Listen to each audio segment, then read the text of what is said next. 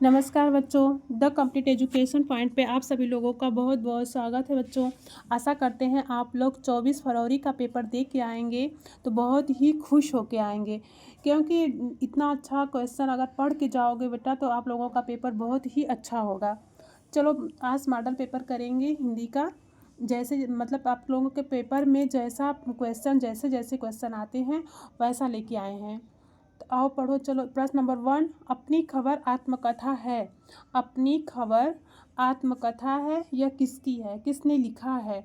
तो option A है पांडे वेचन शर्मा उग्र की, बी है डॉक्टर राजेंद्र प्रसाद, सी हरिवंश राय बच्चन, डी श्याम सुंदर दास। तो इसमें ए ऑप्शन सही होगा, पांडे वेचन शर्मा उग्र की है। अपनी खबर यह एक आत्मकथा है, इसको किसने लिखा है? पांडे वेचन शर्मा जी। इसमें ए ऑप्शन सही होगा। नेक्स्ट क्वेश्चन है कंकाल के लेखक। कंकाल के लेखक इसमें कौन है? मुंशी प्रेमचंद, जयशंकर प्रसाद, निराला जी, रामचंद्र शुक्ल। तो कंकाल के लेखक हैं जयशंकर प्रसाद। इसमें ऑप्शन बी सही होगा आप लोगों का, जयशंकर प्रसाद। नेक्स्ट आगे देखते हैं, शुक्ल युग का नामकरण किस विद्वान के नाम पर किया गया? शुक्ल युग का नामकरण किस विद्वान के नाम पर किया गया? ऑप्शन ए है बंशीधर शुक्ल, आचार्य रामचंद्र शुक्ल, वैकुंठनाथ शुक्ल, रामचरण शुक्ल। तो इसमें बी ऑप्शन सही होगा, आचार्य रामचंद्र शुक्ल।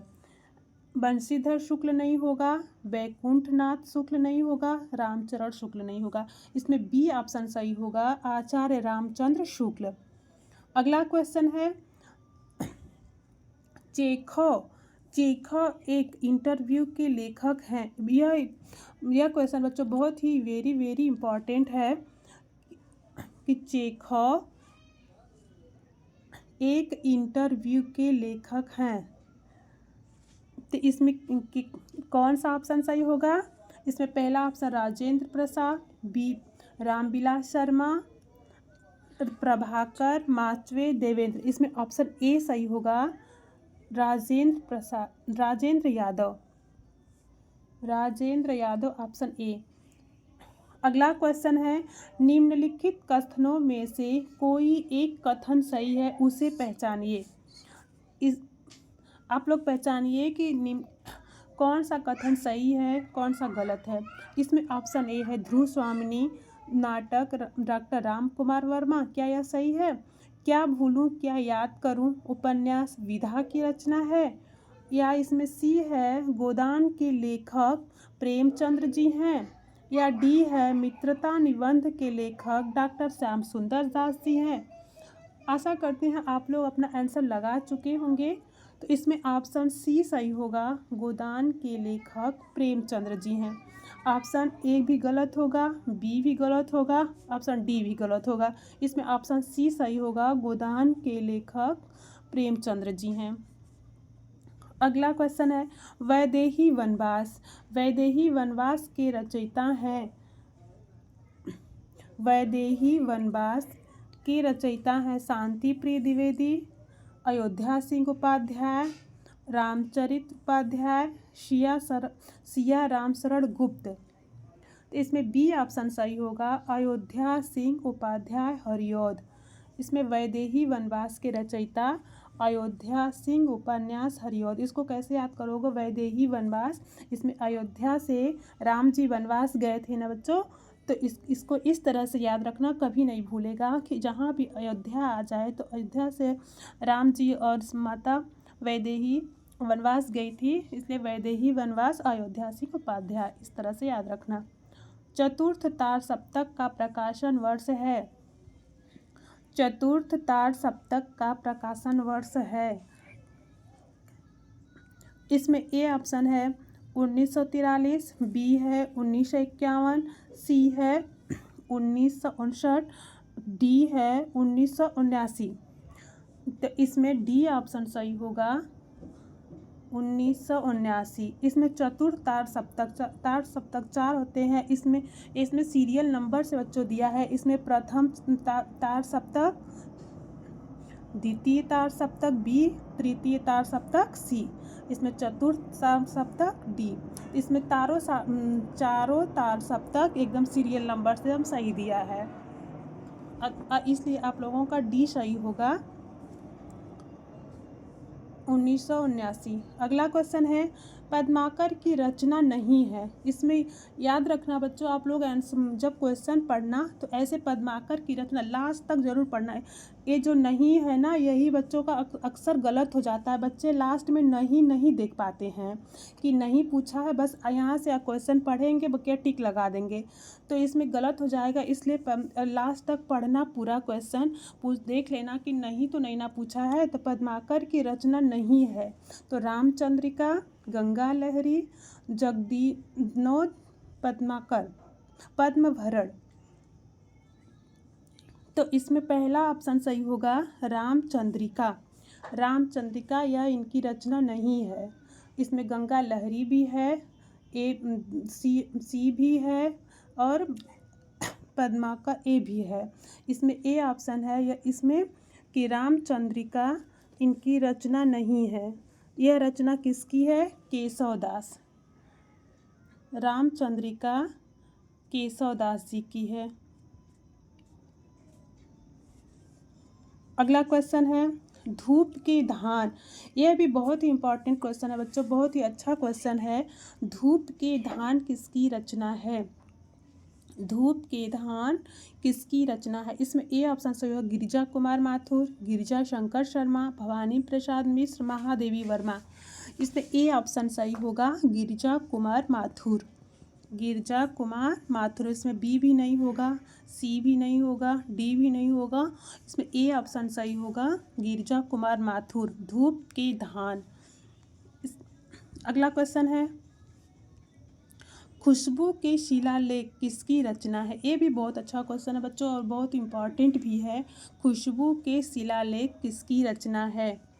तो भवानी प्रसाद मिश्र, गिरिजा कुमार माथुर, रामधारी सिंह दिनकर, मैथिली शरण गुप्त। तो इसमें पहला ऑप्शन सही होगा भवानी प्रसाद मिश्र। खुशबू के शिलालेख,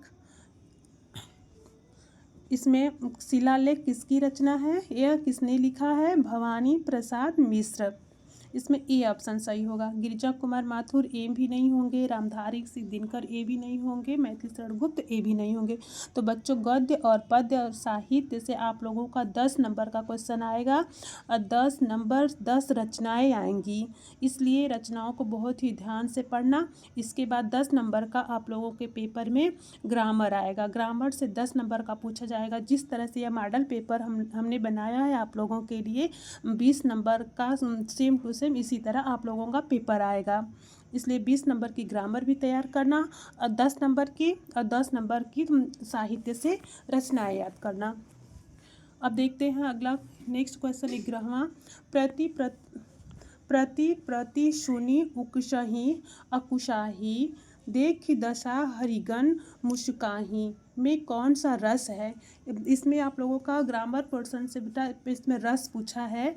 प्रति सुनी उकसही अकुशाही देखी दशा हरिगन मुस्काही, तो यह कौन सा रस है? इसमें हास्य रस, शोक रस, करुण रस। तो इसमें करुण रस होगा नहीं, शोक रस भी नहीं होगा। इसमें बी ऑप्शन सही होगा हास्य रस। इसमें ऑप्शन ए हास्य रस भी नहीं होगा। इसमें बी ऑप्शन सही होगा हास्य रस। अगला क्वेश्चन है चली मनो आंगन कठी ताते राते पाए पंक्ति में कौन सा अलंकार है? कि इसमें क्या पूछा है बच्चों? चली मनो आंगन कठी ताते राते पाए पंक्ति में कौन सा अलंकार है?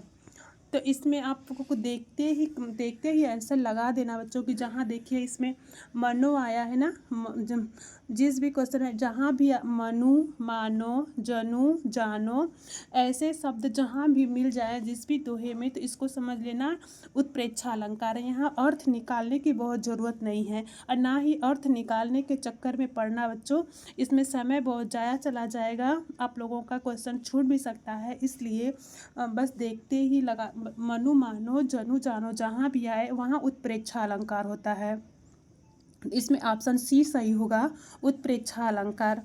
रूपक अलंकार भी नहीं होगा, उपमा अलंकार नहीं होगा। उपमा अलंकार वो होता है कि जहाँ तुलना की जाए। श्लेष अलंकार भी नहीं होगा। नेक्स्ट क्वेश्चन है, शोरठा छंद में कितने चरण होते हैं? तो शोरठा छंद में कितने चरण होते हैं? ऑप्शन ए है 2, 3, 4, 8। तो इसमें सी ऑप्शन सही होगा, 4। शोरठा छंद में 4 चरण होते हैं। इसमें पहले और तीसरे में 11-11 मात्राएं और दूसरे और चौथे में 13-13 मात्राएं होती हैं। अगला देखते हैं, अधिकार शब्द में किस उपसर्ग का प्रयोग किया गया है? अधिकार शब्द में किस उपसर्ग का प्रयोग किया गया है? तो इसमें ए ऑप्शन है अ, बी ऑप्शन है अधि, सी ऑप्शन है कार, डी ऑप्शन है अध। तो इसमें ऑप्शन ए सही होगा, नहीं बेटा, ऑप्शन बी सही होगा, अधि। उपसर्ग वह होते हैं जो शब्दों के आगे जुड़ते हैं, इसलिए आप लोगों का उपसर्ग से एक क्वेश्चन जरूर आएगा, इसलिए आप लोग उपसर्ग भी अच्छे से पढ़ लेना। इसमें अधिकार मतलब कि ऐसा शब्द जो उपसर्ग आगे जुड़ने के बाद पीछे का जो शब्द बचे उसका कोई मतलब निकले, उसका भी कोई अर्थ निकले, वह उपसर्ग होता है। अगला क्वेश्चन है, अगर तुम पढ़ाई करते तो फेल न होते, वाक्य का प्रकार है। अगर तुम पढ़ाई करते तो फेल न होते, वाक्य का प्रकार है संदेहवाचक वाक्य, आज्ञावाचक का वाक्य, प्रश्नवाचक वाक्य, संकेतवाचक वाक्य।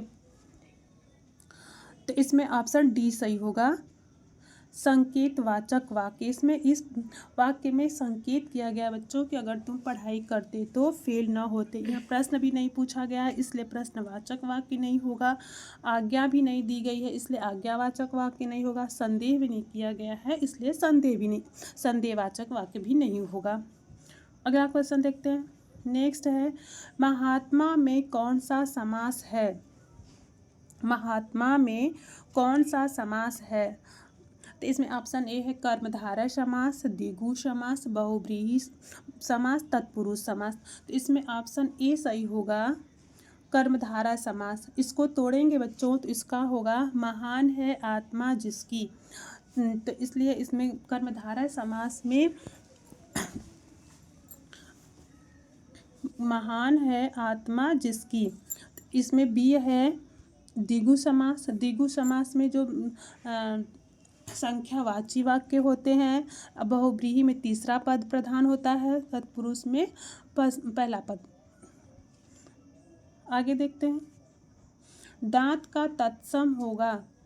दांत का तत्सम होगा, ऑप्शन ए है दांत, दंत, इनमें से दोनों, इनमें से कोई नहीं। तो दांत, ये तो बहुत ही सरल क्वेश्चन है बच्चों। दांत का तत्सम होगा दंत। तत्सम वो शब्द, तत्सम संस्कृत के शब्द होते हैं, तद्भव हिंदी के शब्द होते हैं, इसलिए आप लोगों के पेपर में तत्सम और तद्भव से भी एक क्वेश्चन आएंगे।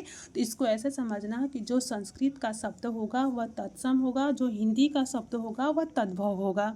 तो आप लोगों से यहाँ तत्सम पूछा है, तद्भव भी पूछ सकता है, वहाँ उसका दे देगा, क्वेश्चन में पूछेगा तो इसका तद्भव बताइए। तो इस तरह आप लोग अच्छे से कर लेना। अगला क्वेश्चन है, कर्तृवाचक का प्रयोग नहीं हुआ है।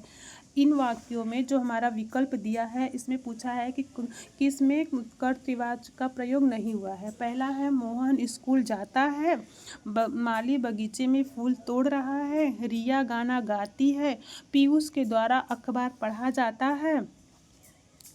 तो इसमें आप देखिएगा कि इसमें नहीं पूछा है बच्चों, इसलिए एक बार बोले हैं कि नहीं का ध्यान जरूर रखना, नहीं तो क्वेश्चन गलत हो जाएगा। पूछा है कर्तृवाचक का प्रयोग नहीं हुआ है,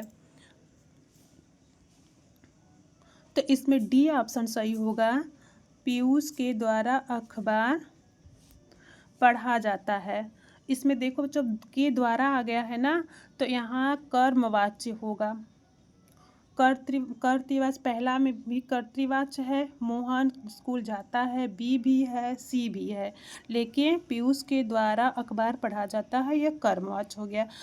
यहाँ समझना बच्चों के वाच्य कितने प्रकार के होते हैं। वाच्य 3 प्रकार के होते हैं, कर्तृवाच, कर्मवाच, भाववाच्य। तो आप लोगों का कर्तृवाच हो गया। यहाँ पे भाव जहाँ मुझसे जहाँ द्वारा आ जाए एक ठीक है, मतलब जहाँ भी देखना कि द्वारा से अगर आ जाए तो कर्मवाच होता है।